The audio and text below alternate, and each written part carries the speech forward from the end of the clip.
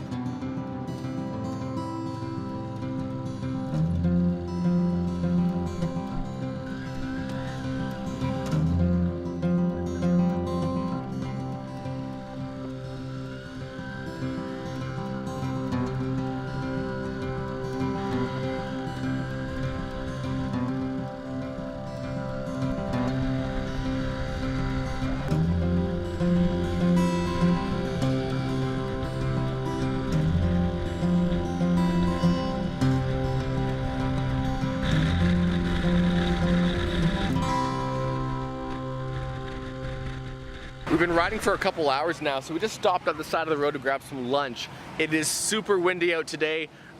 I'm not a biker, so it is a little bit scary. We went over this one bridge and it was pushing me to the side, pushing me to the other side.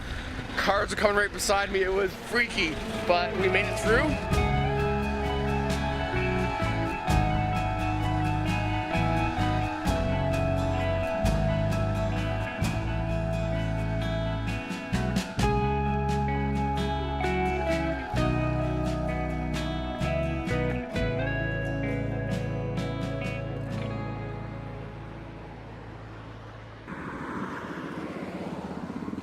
We're making our way up the mountain, but we had to do a quick stop because this view is beautiful.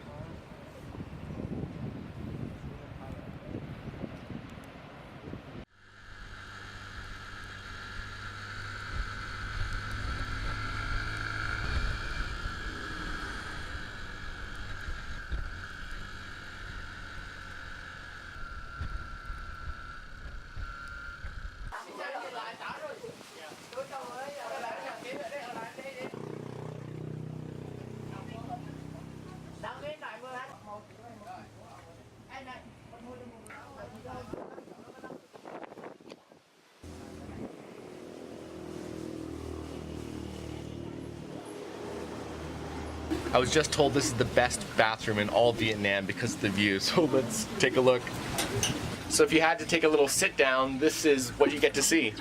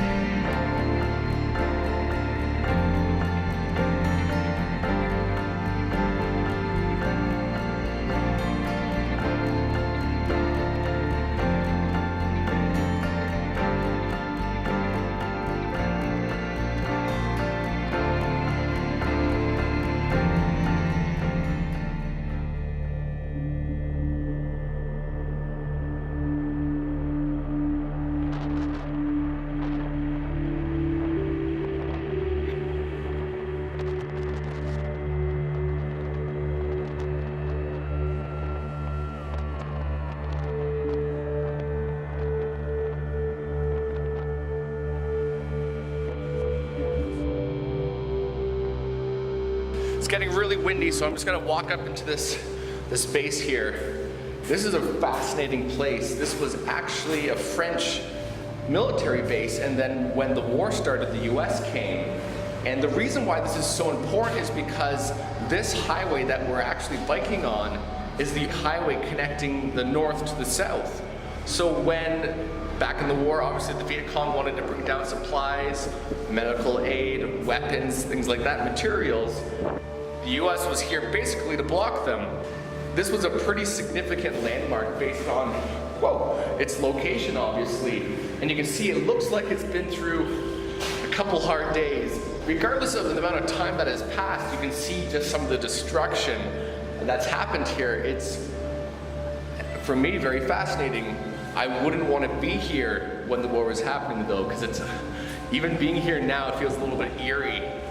So we're gonna be getting out of here soon. Now the weather's picking up a little bit, but I think it still makes for a really awesome experience here. We're almost kind of in the cloud level, so it's really foggy, incredibly windy today. So hope this audio works out. But we'll hang out here for a little bit, and then we're gonna get back on our bikes and continue.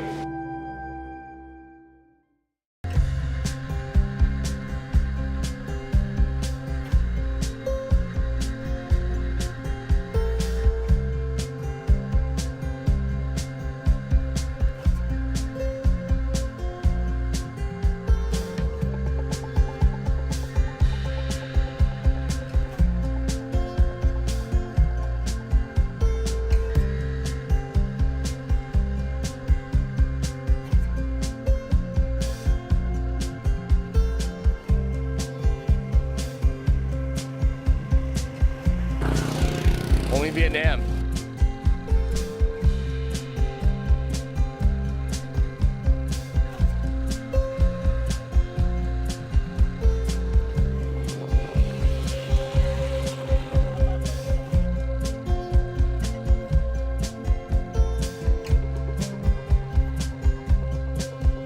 We've seen a lot of great places today, but this has got to be my favorite so far. And as far as I'm able to see, there's these beautiful, bright, almost vivid green rice paddies.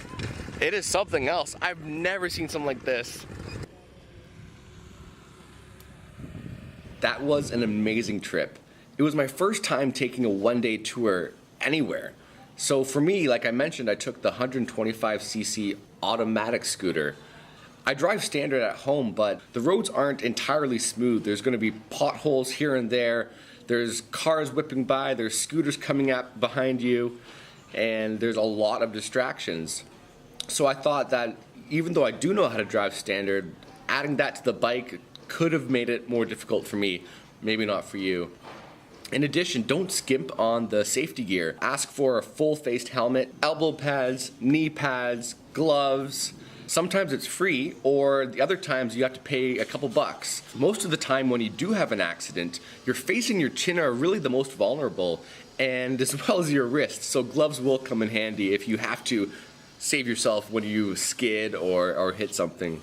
Another option is to double up on a bike. You'll be taken around with an experienced driver, and it also gives you an opportunity to take more of it in. You can sit back taking pictures or video while your rider drives you around. If you have zero experience, make sure to tell your guide. And also ask about the road signs here. They're a little bit different than back home, maybe. They still are intuitive and they do make sense, but when you are distracted by other riders and honking and your brain's kind of firing in all different directions, sometimes it might be a little bit difficult to grasp what those signs mean. And there's no problem with taking a quick test ride before heading out on that trip. If you're familiar with riding, there are a lot of options you can pick from in terms of bikes. But if you're on a budget, the CC maxes out around 400. If you are an experienced driver, still be alert on the road. Basically pump up your alert level because it can be chaotic here. What might be different than back home too is people honk here a lot. And it's not to be like or it's more to say, hey, hello, I am coming up behind you, or I'm on your left, please don't swipe. Don't think that everyone that's honking is honking at you. It took me a little while to grasp that idea. I was always a bit cautious, being like, oh shit, what am I doing wrong? But most of the time, I think. They weren't really blaming me for anything. They were just advising me that, you know, they're in the area and to be even more alert. And finally, but most importantly, these trips are incredibly fun. Don't be too intimidated. A lot of people have done them before me, and a lot are going to do them after me. So when you ride, just be alert, be safe, enjoy the scenery, and have lots of fun.